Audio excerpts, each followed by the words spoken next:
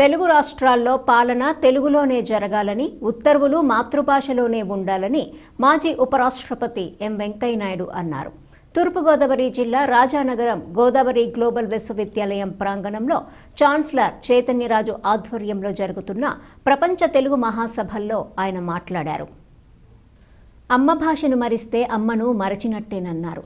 తెలుగులో మాట్లాడని వారు తెలుగు నాయకుడు కాదన్నారు. మాతృభాషలో మాట్లాడని వారికి ఓటు వేయొద్దని సూచించారు. రాష్ట్రం బయట ఉన్న వారంతా తెలుగు బాగా మాట్లాడుతున్నారు. ఇతర రాష్ట్రాల నుంచి వచ్చిన వాళ్ళు నేర్చుకుంటున్నారు. కానీ తెలుగు రాష్ట్రాల్లో కొందరు తెలుగువారు అమ్మ భాష మాట్లాడటం లేదు. న్యాయస్థానాల్లో మాతృభాష వాడకం పెరగాలి. సినిమాల్లో మాటలు పాటల్లో తెలుగుదనం ఉండాలి. తెలుగు కోసం పత్రికలు, ప్రసార మాధ్యమాలు కృషి చేస్తున్నాయి. ఎన్టీఆర్, నార్ల వెంకటేశ్వరరావు, రామోజీరావు భాషాభివృద్ధికి ఎంతో కృషి చేశారు.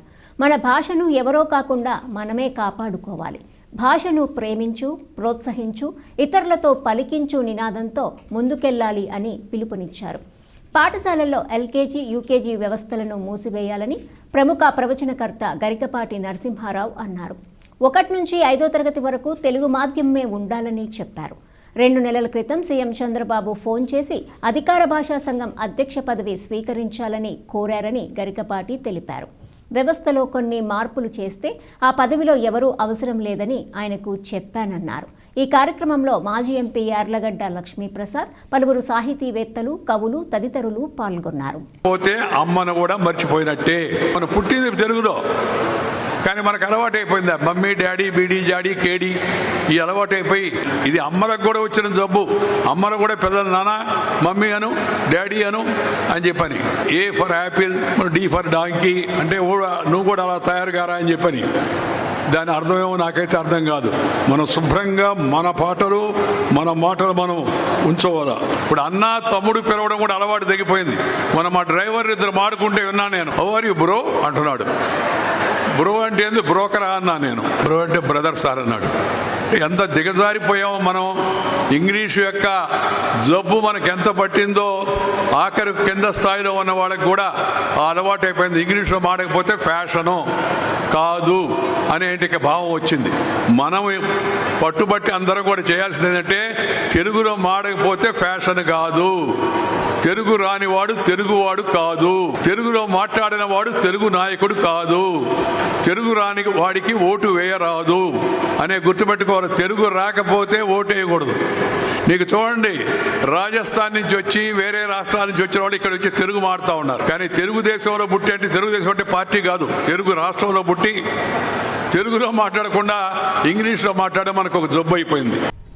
చంద్రబాబు నాయుడు గారు నాకు స్వయంగా ఫోన్ చేసి, గరికపాటి వారు మీరంటే మాకు చాలా గౌరవం, మీరు అధికార భాషా సంఘం బాధ్యతలు స్వీకరించండి అని అడిగారు. 2 పనులు చేస్తే నేను తప్పకుండా స్వీకరిస్తానండి. అక్కడ చేయవలసింది చాలా ఉంది, కానీ చేయగలిగింది ఏం కనపడడం లేదు.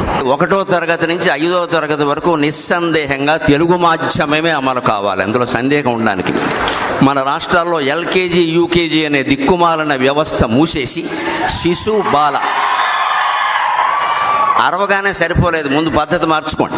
ఈ అరిచిన వాళ్ళందరూ కనీసం మీ పిల్లలనైనా తెలుగులో చదివించండి చాలు. అరవడానికి ఆంధ్రుడు ముందు ఉంటాడు, పని చేయడాలంటే వెనకాల ఉంటాడు.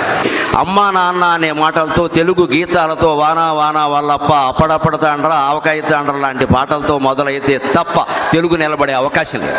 2వది, 1వ తరగతి నుంచి డిగ్రీ వరకు తెలుగుని ప్రథమ భాషగా చేయాలి. దానికి ఏం చేయాలో అది చేయాలి, ఏమి మార్చాలో అవి మార్చాలి. రాజ్యాంగాన్ని 125 సార్లు మార్చిన వాళ్ళకి ఈ పాటి మార్చడం పెద్ద విషయం కాదు. నువ్వు ద్వితీయ భాష అన్నాక అవకాశం ఇచ్చాక ఏదైనా చదువుతాడు, ఏదైనా చేస్తాడు. మార్కుల కోసం చదివే మూర్ఖులు తయారవుతారు తప్ప విజ్ఞానులు తయారు కారు. ఖచ్చితంగా ఈ 2 చేయగలిగితే ఎవ్వరూ అధికార భాషా సంఘం పెద్ద అధ్యక్షులై పదవులై ఇతర రాష్ట్రాల్లో పర్యటన చేయడం, వారికి అభిమానం ఎక్కువ మనకి తక్కువ అని మాట్లాడడం, ఓ ₹1 ఖర్చు రాయడం తప్పితే కలిసి వచ్చేది ఏమీ లేదు.